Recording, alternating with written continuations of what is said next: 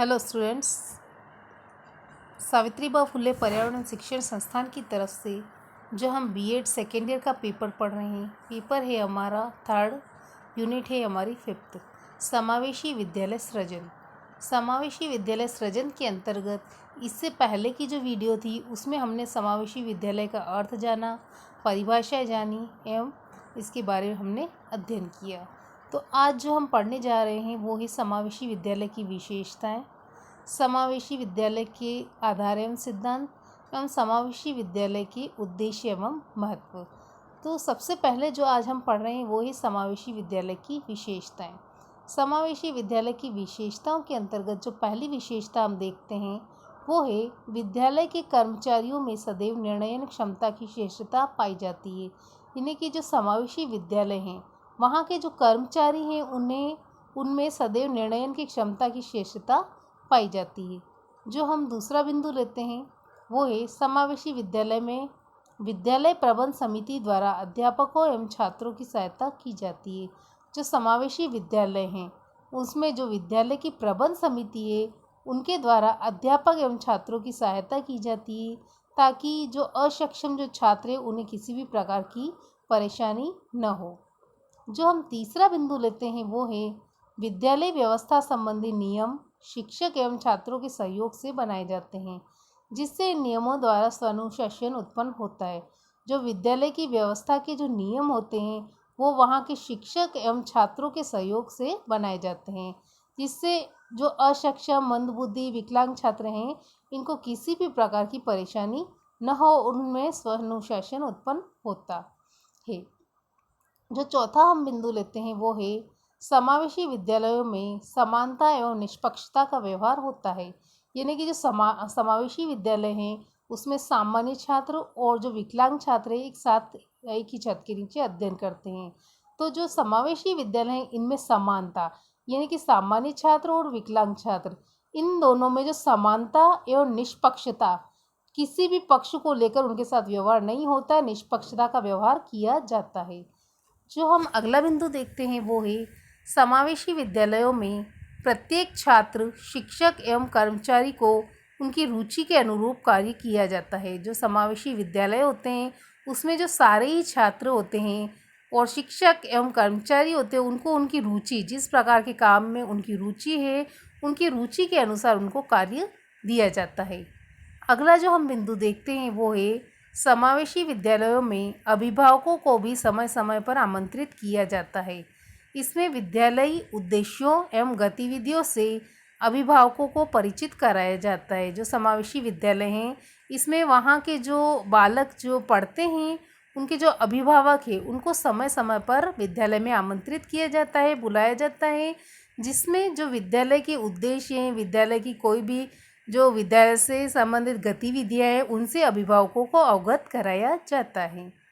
अब हम अगला बिंदु देखते हैं वो है समावेशी विद्यालयों में पाठ्यक्रम सहगामी क्रियाओं का चयन छात्रों की योग्यता एवं क्षमता के आधार पर ही किया जाता है।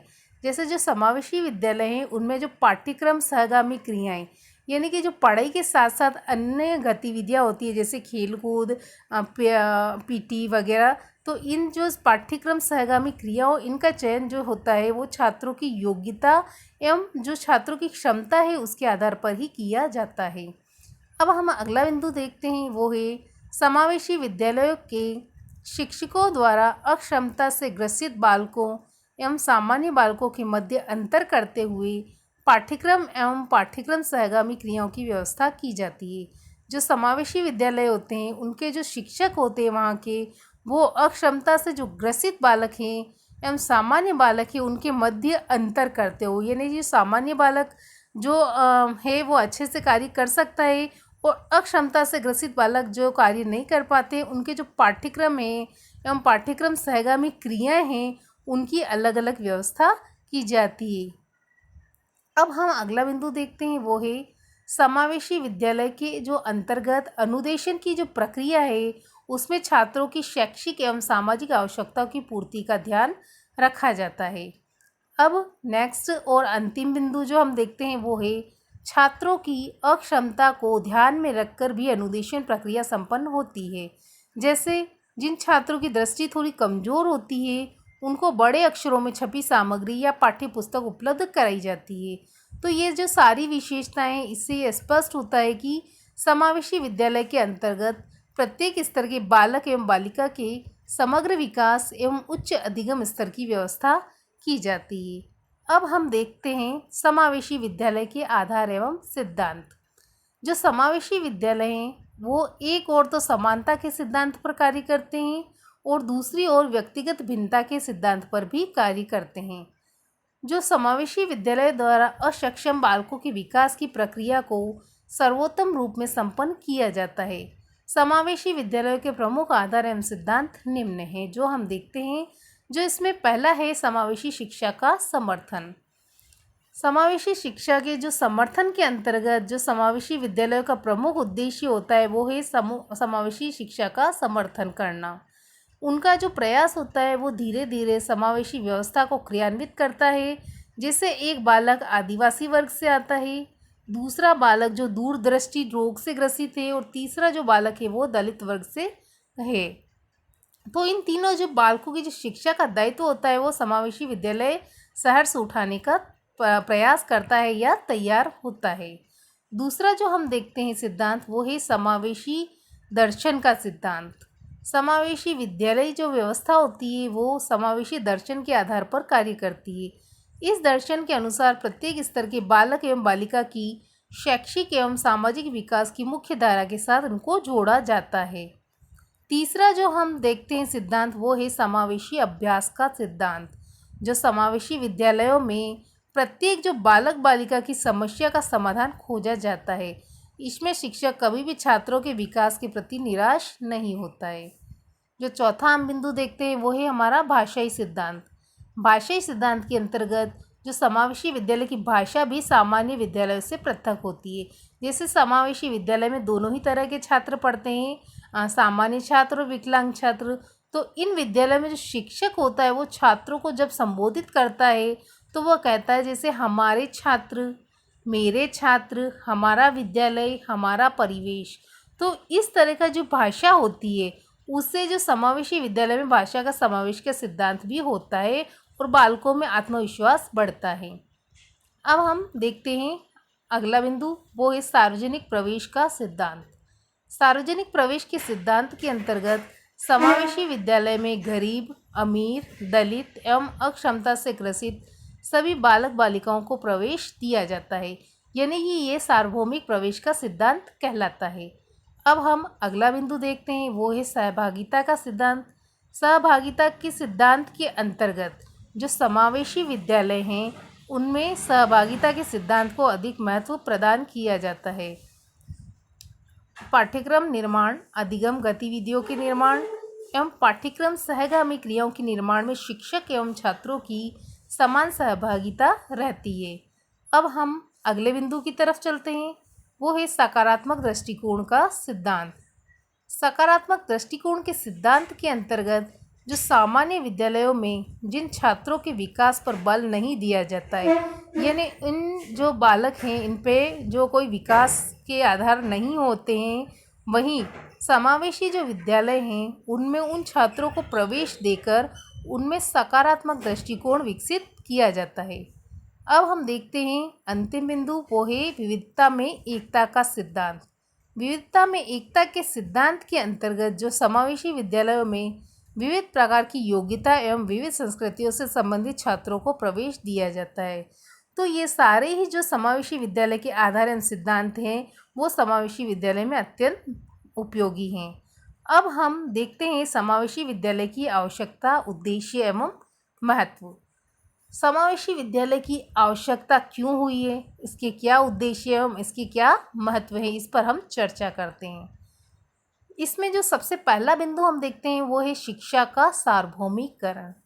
शिक्षा के जो सार्वभौमिकरण, इसके अंतर्गत जो हम देखते हैं कि जो शिक्षा है इसका सार्वभौमिकीकरण किस प्रकार किया जाता है। शिक्षा के सार्वभौमिकीकरण के अंतर्गत जो समावेशी विद्यालयों में शिक्षा के सार्वभौमिकीकरण के उद्देश्य को पूर्ण किया जाता है।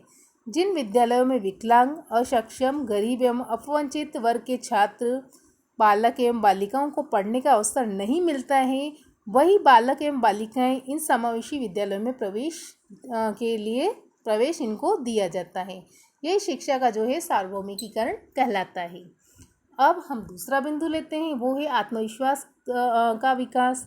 यानी कि जो समावेशी विद्यालय हैं, इसका प्रमुख उद्देश्य जो है विकलांग, अक्षम एवं विशेष आवश्यकता वाले छात्रों में समान रूप से आत्मविश्वास का विकास करना होता है। जैसे सभी छात्र एक साथ पाठ्यक्रम सहगामी क्रियाओं में भाग लेते हैं, सभी छात्रों को विद्यालय के नियम बनाने में सहभागिता के अवसर दिए जाते हैं। इससे जो होता है वो छात्रों के मन में आत्मविश्वास की भावना उत्पन्न होती है और जो छात्र होते हैं वो अपनी योग्यता पर आत्मगौरवान्वित होते हैं। अब हम तीसरा बिंदु लेते हैं, वो है सामाजिक सम्मान का उद्देश्य। सामाजिक सम्मान के उद्देश्य के अंतर्गत जो समावेशी विद्यालय है उसमें प्रत्येक छात्र में आत्मसम्मान की भावना विकसित की जाती है। अक्षम एवं विशेष आवश्यकता वाले बालकों को यह सिखाया जाता है कि उनका समाज में वही स्थान होता है जो एक सामान्य बालक का होता है। अब हम अगला बिंदु देखते हैं, वो है व्यक्तिगत विकास का उद्देश्य।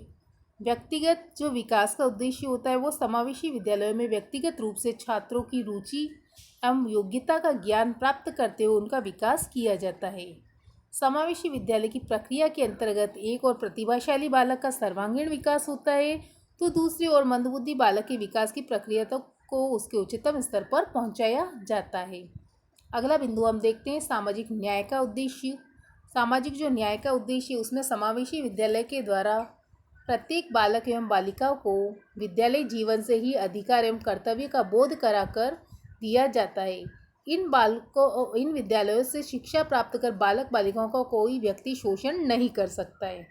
यही सामाजिक न्याय का उद्देश्य कहलाता है। अब हम देखते हैं सार्वजनिक हित का उद्देश्य। सार्वजनिक हित के उद्देश्य के अंतर्गत समावेशी जो विद्यालय होते हैं वहाँ अंतर्गत किसी भी वर्ग के विशेष के लिए कार्य नहीं किया जाता है, वरन सभी छात्रों के हित के लिए कार्य किया जाता है। समावेशी विद्यालयों में प्रवेश के बिना प्रवेश के जो उनकी प्रक्रिया होती है उसमें किसी भी प्रकार का भेदभाव नहीं किया जाता है एवं उनकी शैक्षिक आवश्यकताओं की पूर्ति की जाती है। अब हम देखते हैं सहयोगी वातावरण का निर्माण। सहयोगी जो वातावरण का निर्माण यानी कि सहयोगी वातावरण के निर्माण की प्रक्रिया समावेशी विद्यालय में छात्रों को सिखाई जाती है, जिसमें प्रत्येक छात्र एवं छात्रा का सहयोग, मूल्यांकन प्रक्रिया के निर्माण, शिक्षण अधिगम प्रक्रिया को प्रभावी बनाने तथा विद्यालय के नियम आदि के निर्माण में किया जाता है। अब हम अगला बिंदु लेते हैं, वो है शैक्षिक वातावरण का निर्माण।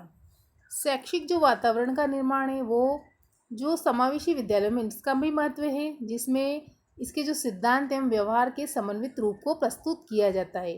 गुणवत्तापूर्ण शिक्षा व्यवस्था उपलब्ध कराना, छात्रों के लिए रुचिपूर्ण शिक्षण अधिगम प्रक्रिया उपलब्ध कराना तथा छात्रों की रुचि के अनुरूप पाठ्यक्रम सहगामी क्रियाएं उपलब्ध कराना इन विद्यालयों का प्रमुख उद्देश्य होता है।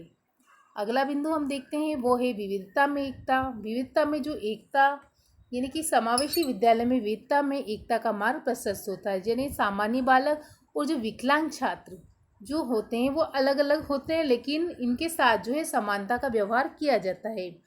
इन जो विद्यालयों का उद्देश्य होता है वो व्यक्तिगत तथा सामूहिक रूप से छात्र छात्राओं की शैक्षिक एवं अशैक्षिक आवश्यकताओं की पूर्ति करना होता है। इस प्रकार ये विद्यालय विविधता में एकता का मार्ग प्रशस्त करते हैं। अब हम अंतिम बिंदु की ओर चलते हैं, वो है सर्वजन हिताय एवं सर्वजन सुखाय के लिए। सर्वजन हिताय यानी कि वर्तमान जो समय में प्रत्येक व्यक्ति अपने स्वार्थ की पूर्ति के लिए अनैतिक कार्य करने में भी संकोच नहीं करता है। इस विद्यालय की सभी योजनाएं तथा सभी छात्र, शिक्षक एवं प्रबंधक सर्वजन हिताय एवं सर्वजन सुखाय के लिए कार्य करते हैं। इससे संपर्क में जो भी व्यक्ति आता है उसमें व्यापक दृष्टिकोण एवं सद्भावना विकसित की जाती है। तो ये सारे ही जो हमने बिंदु देखे हैं जो वर्तमान समय में समावेशी विद्यालय की प्रमुख रूप से आवश्यकता है, क्योंकि समाज के प्रत्येक व्यक्ति के लिए यह विद्यालय बहुत महत्वपूर्ण है। इन विद्यालयों के उद्देश्य भी मानवता एवं नैतिकता से परिपूर्ण एवं शिक्षा के अनुरूप होते हैं। तो इस प्रकार आज हमने समावेशी विद्यालय की आवश्यकता, उद्देश्य, महत्व, विशेषताएं, आधार एवं सिद्धांत पर अध्ययन किया। धन्यवाद।